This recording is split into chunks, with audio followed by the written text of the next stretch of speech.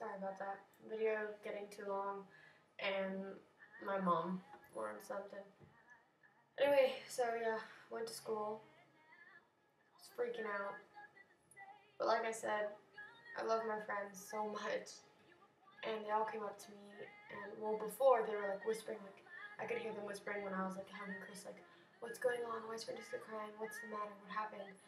And like I heard Chris like turn his head while he was hugging me. He's like, shh, like, like hold on.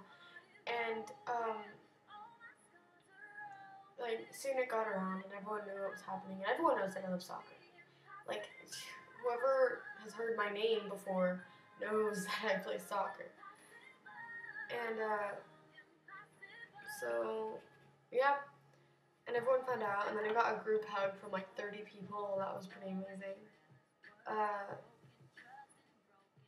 But I don't know. So that was a rough day, and then had my surgery the next month in November, and it was the most painful thing I've ever experienced in my entire life. I would sit in my bed and I would scream at the ceiling. I had this huge complicated brace on and I was connected to an ice machine and whatever, and my leg was up and I couldn't turn at all because I couldn't move my leg. If I moved like my shoulders pretty much, like it somehow affected like my leg. I don't even know. And so I would just stare at the ceiling and I would cry, and if it hurt even more I would scream at the ceiling, and it was bad because I screwed up. It was an accident, but I screwed up. Soccer's my life, and this has taken away so many things from me. Honestly, I don't know. I think I have a future in soccer, and this isn't helping it out. It's screwing it up.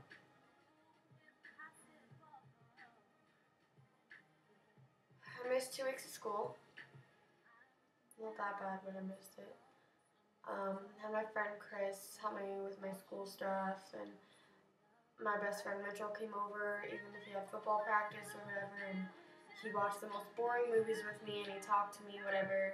He kept me company, and the number one thing that I wanted when I was injured was my company, because without it I would focus on the pain and what was happening to me, and I'd freak out and cry and it would hurt more. But if I had my friends over to help me out and like people to visit and give me like a card or whatever, it really, really meant a lot because I hated what I was going through and I just wanted to get out of it. And the only way I could get out of it, the closest way to getting out of it, was my friends. And so when they came over, I really, really appreciated it and I loved it. And so that was what helped the most. And finally, I started walking again. That was amazing. But one thing that I realized is when you're on crutches, especially if you're an athlete and you're on crutches for a long time, like I'm kind of known for getting injured a lot, but not this seriously.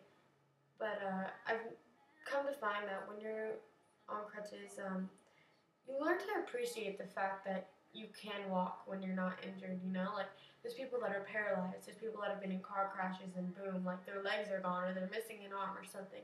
You gotta appreciate what you have, and I learned that through my injury. I've learned a lot of things.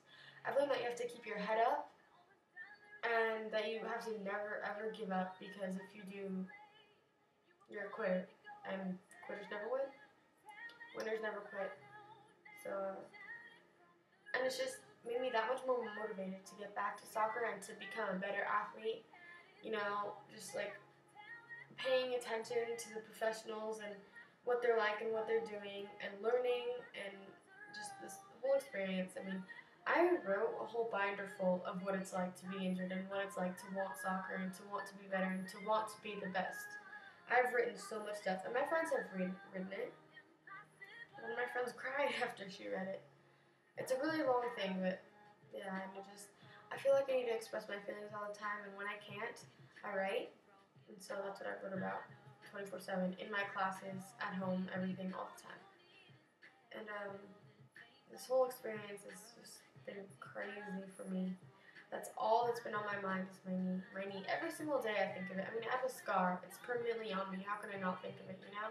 Sometimes people are like, well, I've heard that people are like, she always talks about her knee, blah, blah, blah. And I'm like, well, maybe you don't know my whole backstory or something, because, I mean, I have a reason. And the people who love me and care about me listen to me and what I have to say about it, because it's important to me. And people have to understand that. And luckily my friends do, and I love them for it. So, I've been going to physical therapy for a year and a half because I also had problems with my left knee also, and I had patella tendonitis in it and Osgood Slaughters, and then it messed up my right knee, so I've been having knee issues basically. And I've been doing physical therapy for a long time, strengthening my knee, getting my endurance back, my speed, my strength, all of that, and my range of motion, and I mean everything's gotten better and stuff. And then I went on vacation to Germany this past summer, and I had to do physical therapy over there, and it's just really emotional for me because I'm just an emotional person, I guess. And so like I was like, wow, I'm dripping sweat on my vacation because I'm injured, and I was like, this doesn't make sense. But then I realized if you want to be the best and if you want to get back to soccer ASAP, that's what you gotta do. I mean, you can't complain about it. I mean, you're doing that to help. You know, you're sweating because you want to be better and you want to go back. And that's what I want to do. I want to get back to soccer as soon as I possibly could. And, I don't know, just so many memories of this past year with my injury. Like, dreading to go upstairs when I was downstairs because, I mean, it hurt so much. I cried without wanting to cry. Like, the tears just came automatically. Like, my mom was like, okay, Francesca, you have to go upstairs, you have to go to bed. Because I couldn't just fall asleep on the couch, because that would have been really difficult. And so, I had to go upstairs, and I was like, no, please, Mom, I don't want to go back, you know? And I disagreed with her, and I was like, you know what, I gotta go upstairs. So, my mom would grab my ankle, and the brace that I had was like, it had like a dial on the side, and it was locked all the way so that my leg was straight, completely straight, and I couldn't bend it at all. So it was just like, yeah, straight.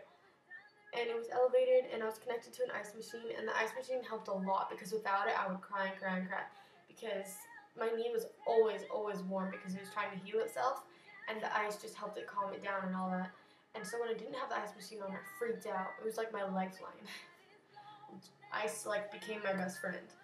And so she's like, all right, I gotta turn the ice machine off. I'm like, all right. So she takes the ice machine off, and then she grabs my ankle, and then she pulls it that way, and then I push myself up with my arms, which by the way, I got a lot of arm strength when I was hurt because I had to use my arms for everything. I couldn't lift my leg at all. I could like wiggle my toes if I was lucky. Couldn't turn on any of the muscles in my leg, not my quad, my hamstring, anything, really. So, I mean, I was carrying my own leg around or someone else was helping me with it. So, to get off the couch, she'd grab my ankle, and then I would push myself off, and then I would stand on one leg, and then she'd slowly put my ankle down to the floor. And when she put it down to the floor, it hurt so bad because all the blood would rush down, and because it was elevated before, and when it was elevated, it also helped.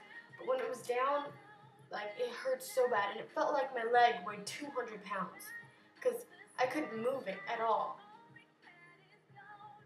And just, it took forever. I got up, got my crutches handed to me, and took miniature steps to the stairs. And then I got to the stairs, and by the time I was at the stairs, I was crying. And from the couch to the stairs, it was like, 7 feet, and so I was already crying. And I would start going up the steps, and it was really, really difficult, but, like, I don't know how someone could get this injury if they're not athletic, coordinated, or balanced, because if they're not, it's so hard. I don't know how they do it if they're like that, but me, I'm lucky that I'm balanced and stuff. Because if I wasn't, I would be going through so much more trouble than it actually was. And it was actually a lot of trouble in the first place. So I would get to the stairs, slowly but surely get up. I remember if I was texting someone, I would have to say, be right back, going up the stairs. And then take however long it took to get up the stairs and then text them back. But I would go up the stairs, and by the time I was halfway, I refused to go any further, just because it was so hard. It's like, Mom, I can't. I was crying and just shaking my head and I wanted to punch something really badly. Couldn't. And I had nothing to do. I mean, I couldn't just stop. I had to go, to the top of the stairs, And you're halfway there, you gotta go the rest of the way. So I did, and finally got in bed. My mom carried up the machine, attached me to the machine, and after I got upstairs and laid in bed, I felt like I had run a marathon. It was so tiring, so exhausting, I hated it. And the other thing that was tiring and exhausting was getting into the shower. It took longer to get in the shower than to take one. As soon as I got into the shower, I wanted to get out of that shower as soon as I could. It took me forever. I remember the first time I took my brace off after my surgery. My calf muscle was half the size of the other one, and my knee looked like it had a softball stuffed underneath the skin.